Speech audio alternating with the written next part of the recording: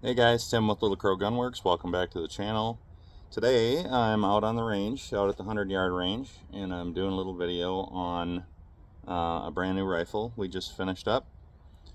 This is an elk rifle we built for a local guy that's in 300 PRC, big boomer. So I want to do a couple things with this video. It's going to be a new format. I'm going to try just editing it myself without a whole bunch of effects, and so you're going to see some harsh cuts, but I don't think you guys care about that too much. You're more interested in the content, so we're going to try that out. This rifle's never been fired, so what I did was I took it and mounted up one of our Athlon Cronus optics on it. We use and sell a lot of these optics. It's a phenomenal scope for the money. You're getting a lot for your dollar, so we like using them. They're great for testing and for checking rifles and break-in and that sort of thing. So we really like them, so we use a lot of them. This is not what the client's going to be using. It's just something we use for this type of thing. So I guess I'll tell you a little bit about the rifle, and then I think what we're going to do is I'm going to show you guys how I sight in a rifle when it's never been fired. It's very simple. I always start and end at 100 yards, and I can usually get it done in a couple shots, but not a big deal. So I'll show you how I do that, and then we're going to test out some factory ammo. We're going to see how it likes and just kind of start to break it in with the two different Hornady options. You got the Precision Hunter 212 grain ELDX and the Hornady Outfitter 190 grain CX. We're trying to find, I think this client's going to be shooting factory ammo, and we're just trying to find something that the gun likes. We won't know a whole lot until the barrel's broke in, but this will kind of give us an idea of maybe if it's preferring one over the other, because he does have an elk hunt coming up this fall, and I think today is July 2nd. So I think I'm gonna get started here, get the lab radar fired up, and we'll take a shot and go down and see where it landed, and come back, make our adjustment, and second shot should be all we need. And then I think we're gonna shoot some groups and just see how what kind of velocity we're getting out of this ammo and how it's grouping. And then I also want to show you guys kind of how when you're breaking a gun in, you're getting the first shots through it, it's important to not be moving the scope all over the place.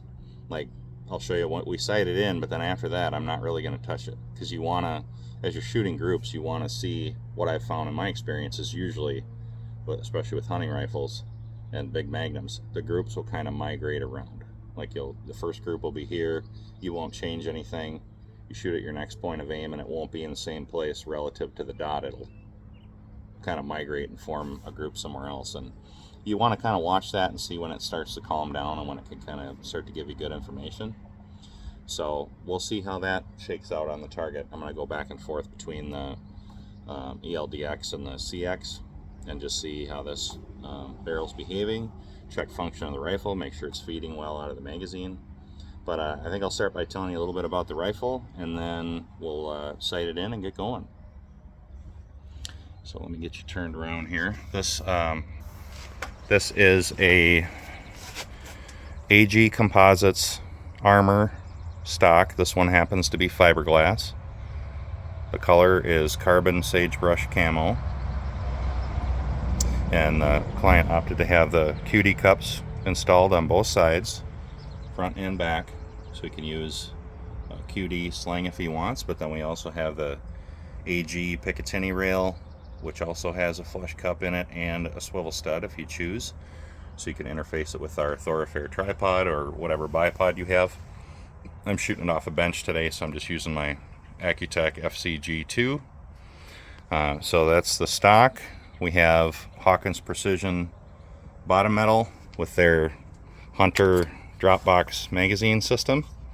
This is a 3-round magazine, but made of aluminum, has giant internal capacity. I think it's like 3.77 inches, so you can easily fit these big magnums in there, which is another reason why we like them. And they're low profile, they don't stick out of the rifle very much. We have a TriggerTech primary trigger with a curved black shoe on it, and I think that's set at 2 pounds. Our go-to Zermatt Arms Origin Action which we love using for hunting rifles because they're control round feed and they're very smooth, and they feed as if there isn't even a round in the magazine. And this comes standard with a 20 MOA base. We like using their extended spiral bolt handle. It's the biggest bolt handle they offer, which works well if you have heavy gloves on in hunting situations. It's easy to get a hold of. And then the barrel, we have an Excalibur, 26-inch Excalibur, 1 1/8 twist. This is a standard Palma, so it's a heavy profile. It's about 0.820 at the muzzle.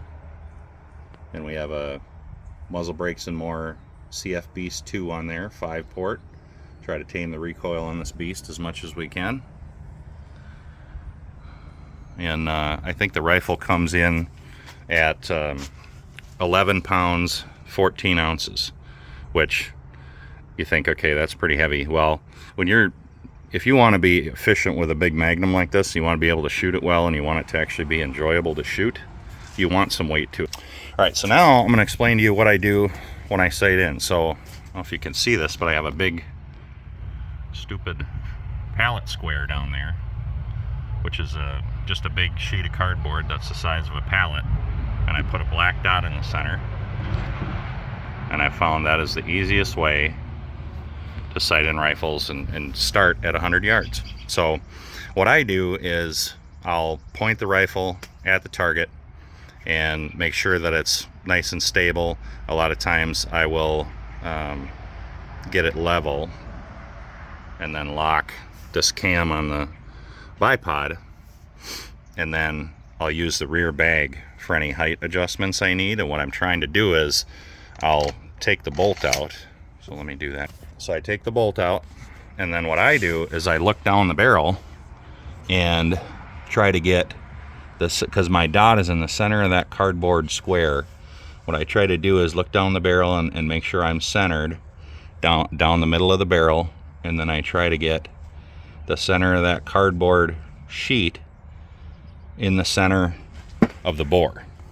And once I've done that, then I look down the scope and I see where my crosshairs are, and then I'll adjust my optic until my crosshairs are also on the center of the cardboard. So the center of the bore is on the center of the cardboard, and the crosshairs are on the center of the cardboard. So I have to turn up my magnification here so I can see how much I need to move over. This optic does have a reticle system in it that allows you to measure with using the reticle, and it looks like I have to come right about 6 minutes. So now I'm going to check down the barrel and make sure that it's still roughly on the center of the target. It looks like it is. And it's not super critical that you get this exact, because you have such a big sheet, it's going to catch the shot. All right, so we'll come right 6 minutes, and we'll take our first. It's a very, very simple process. I do this all the time. I always sight in at 100 yards. Not a big deal. Usually get it done in 2 shots. And you don't have to worry about getting it super precise, because like I said, as you start to shoot it and break it in, your point of impact is going to migrate. So you want to start out using big sheets, get it quasi close, and then when you start shooting your groups, you want a bigger sheet of cardboard with dots well spaced out, so you don't have to worry about shots overlapping and that sort of thing. So I'm going to feed this out of the magazine, because I am trying to test feeding and function and basically everything about the rifle. That fed just fine. You want to run the bolt swiftly all the time. If you tiptoe the bolt, a lot of times that's when feeding issues will pop up, is when you're pussyfooting that bolt in. You want to run it like you mean it, and that'll usually eliminate a lot of feeding issues. So I'm just getting the lab radar fired up here. Okay. First shot, here we go. Crack my cam loose on my bipod so that moves. We'll get started.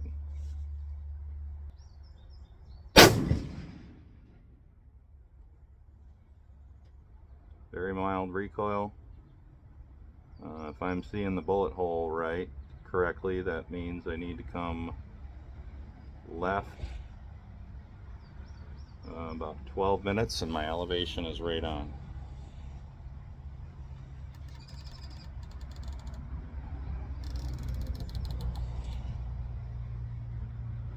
Okay.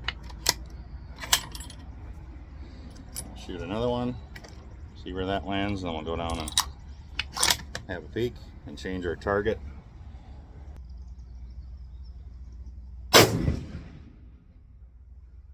Bullet is basically right where I was aiming. It's probably maybe a quarter to a half inch left, which is okay. I'm going to leave it there. First velocity was 29.18. Brass looks great.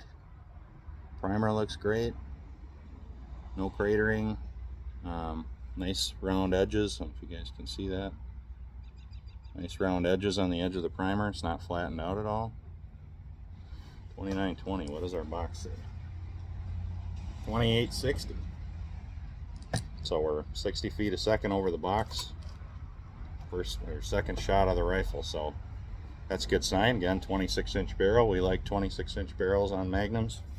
26 or longer in general, unless you really have to have a shorter one.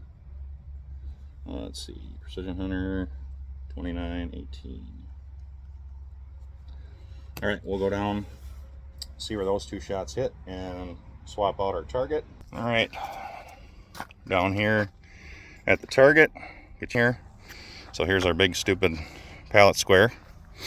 And first shot, I was aiming right here, and the first shot hit a foot that way. The elevation was good enough, so I didn't bother with that. So I came 12 minutes left, because that's what it, based on the reticle, that's what it told me I needed to move. So I came 12 minutes left, and then my second shot, I was aiming on the center of this piece of tape, and it looks like we're about a quarter inch left, so that's good enough.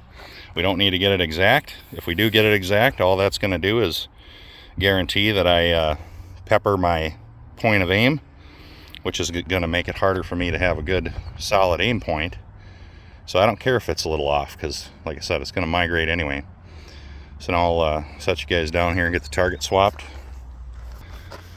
and we'll see how we do. We'll just start shooting some groups. So we got our small aim points. These are half-inch orange dots, well spread out. Make sure we don't get any accidental overlap, and that gives us room to let the groups migrate without leaving the cardboard and without touching the scope. So I'll so that was the Precision Hunter that I zeroed this based on. If the CX hits in a very different place with the first couple shots, I might touch the scope, but we'll see. We'll get started here and see how we do. Usually something like this, I'll use a chamber chiller. I'll take a shot, put the chamber chiller in for a minute and a half, something like that.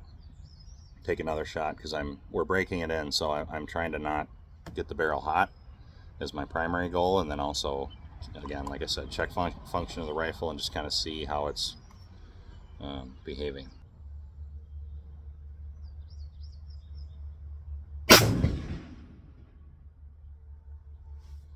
$29.26.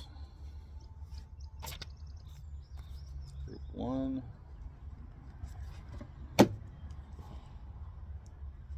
Rolling pretty good compared to the box velocity. Brass still looks good.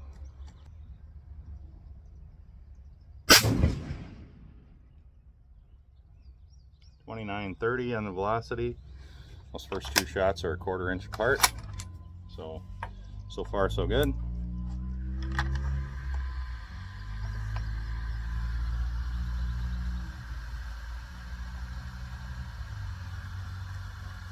It looks good on the brass still. The first two shots are 29.26, 29.30. Really good.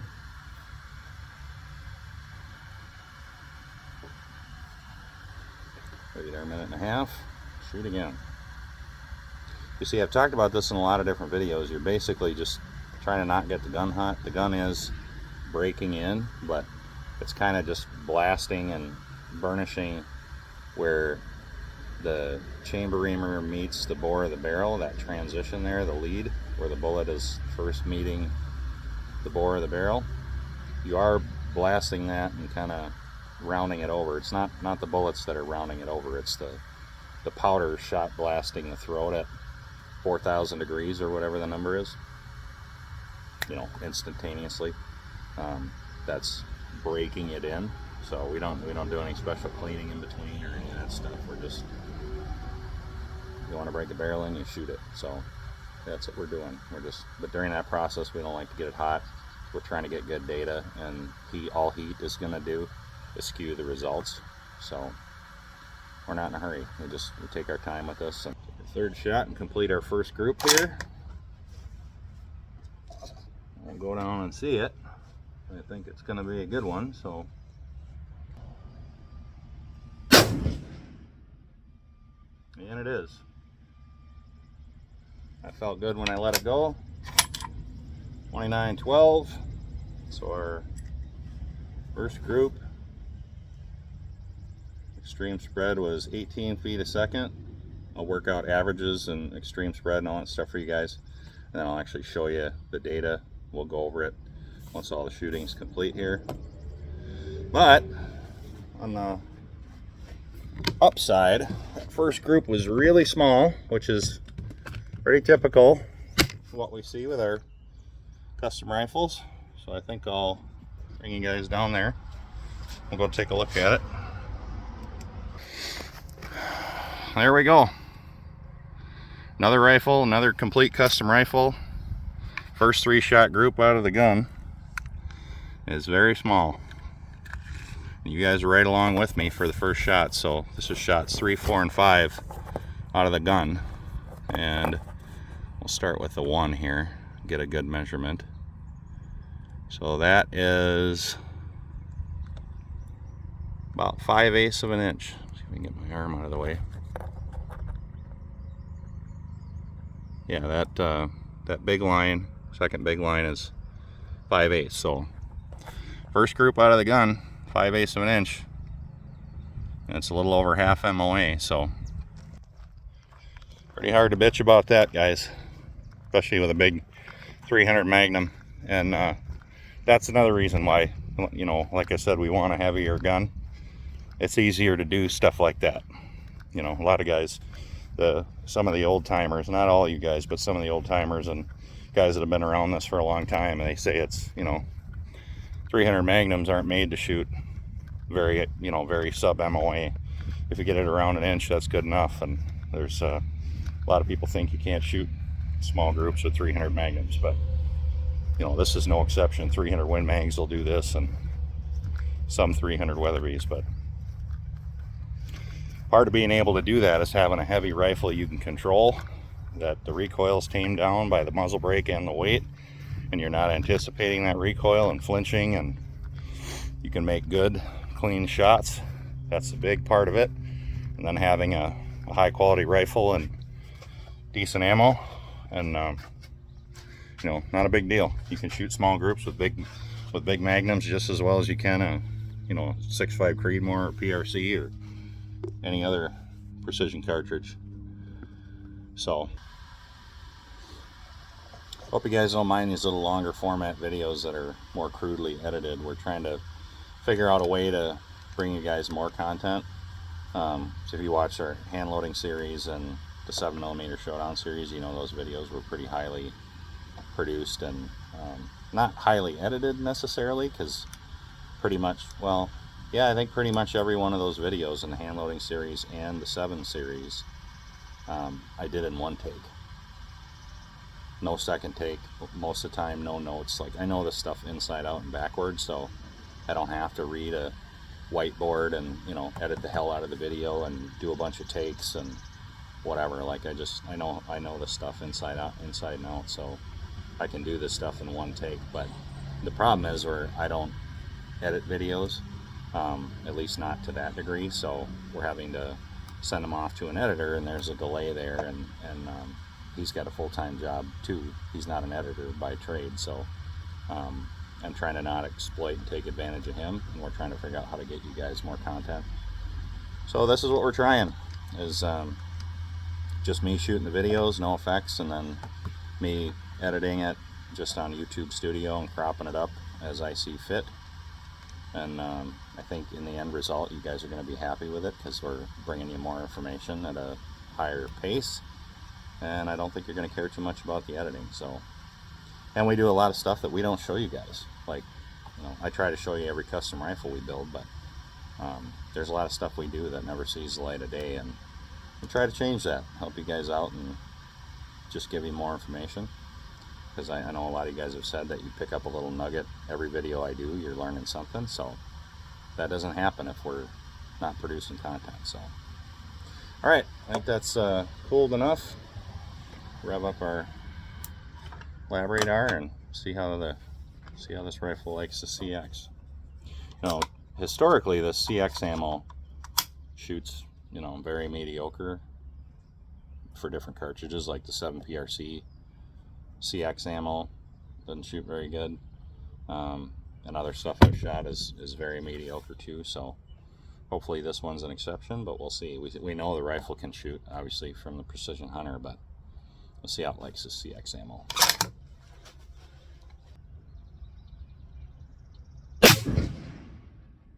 A little bit below my point of aim, but it's going to stay on the cardboard no problem, so I'm not going to touch it, so that way we can see how each one migrates. First velocity is 3,044, so we're 44 feet a second over the box. These cases are nickel plated, everything looks fine. The primer is flat, but no cratering around the firing pin, no ejector marks. Looks good. Second shot with the 190CX. Moment of truth, here we go. Nice and level.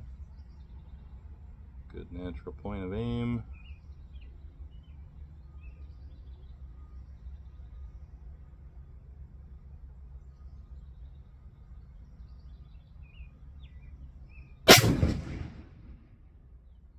That felt good when I let it go. Shots are 1/2 inch to 5/8 apart, all left and right. Bolt lift was fine. No ejector marks. I don't know if that's might be a super faint extractor mark. We'll see how this progresses here, but the primer's flat. 3047 on the velocity. Last one was 3044. That's really good. Again, about 5/8 apart, all horizontal, which I don't mind.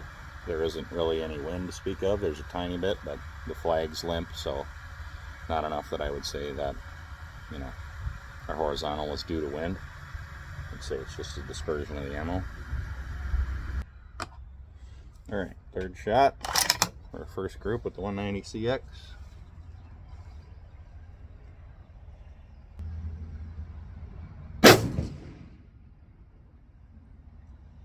Group maybe 3/4 to an inch, something like that. Little triangle. 3033 on the velocity.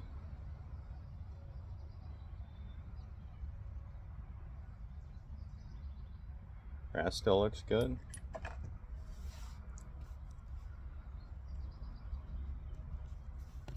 Take you guys down and go look at our first group with that. All right, coming up on the target here. There's our first group. So we see our blank target, got our first group with our ELDX. There's our first group with CX. See what we have here.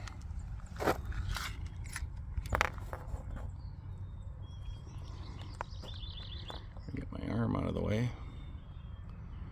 It looks like about 15/16, which would be the high 8s, like 0.88, 0.89, something like that. Still sub MOA. Be curious to see how it migrates and how the subsequent groups are, but not bad. You know, nothing to, you're not going to win any precision matches with it, but it'll kill an elk, that's for sure. So we'll see how it migrates and what our average group is, and if I can give it my stamp of approval for the client. All right, back to Precision Hunter. Yo-yo back and forth here. We have Austin from Reloading Weatherby, we talk a lot, and he always says that people are commenting on his stuff about how if you switch back and forth between lead core and monolithic bullets that it won't shoot. You need to scrub the barrel down to bare metal before you shoot one or the other, which I don't believe in at all. But we're kind of inadvertently testing that today too, because we are switching back and forth between a lead core and a mono. So all right, second group, Precision Hunter. Lab radar is still on. See how we do here.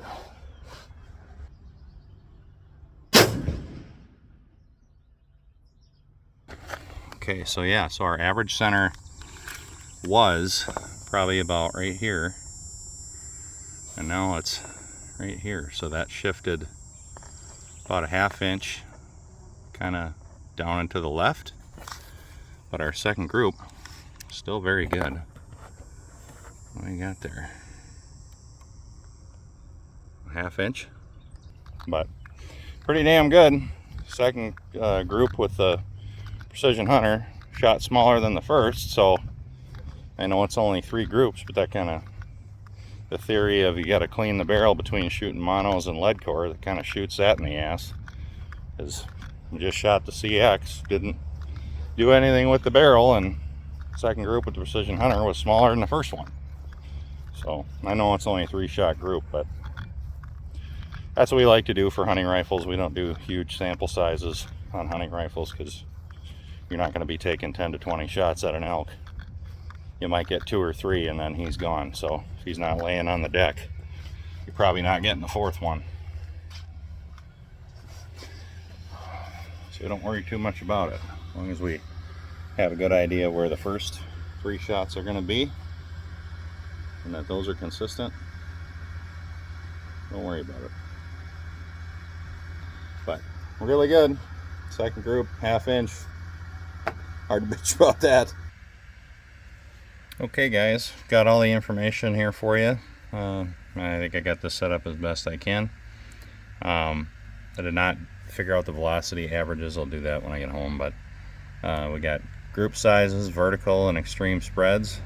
So top row is Precision Hunter, and our data up on the top here is Precision Hunter, and the bottom half is a 190 CX Outfitter, which is the bottom row. So we see that the Precision Hunter started out shooting really well, and started to open up a little bit as we went along. And I've talked a lot in other videos, typically I don't get too wrapped up in how a rifle is shooting until we have 100 rounds on the barrel. Overall, this still shot really well.